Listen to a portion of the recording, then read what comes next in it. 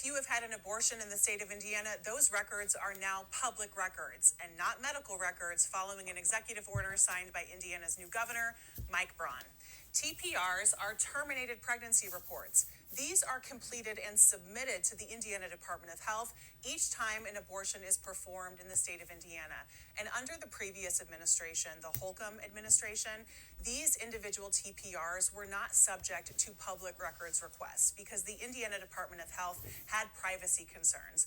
They said because there are so few abortions taking place in the state of Indiana, if you had access to these individual reports, it would be really easy to trace them back to specific patients and providers. But that policy is no more after this executive order by Governor Braun, and there's probably nobody more excited in the state of Indiana than Attorney General Todd Rokita.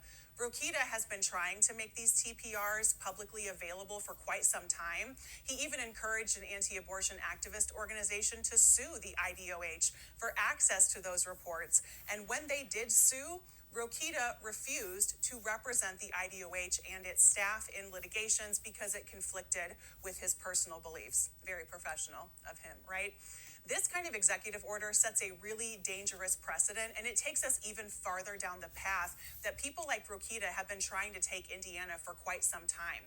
People like Rokita and other anti-abortion activists want the ability to attack, embarrass, and ultimately prosecute abortion patients and abortion providers.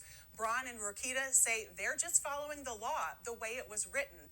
But if you think that's absurd, if you think abortion records should be treated as the medical records that they are, please reach out to your legislator and ask them if there is some kind of correction or clarification that can be made to existing law to stop making these TPRs accessible to the public.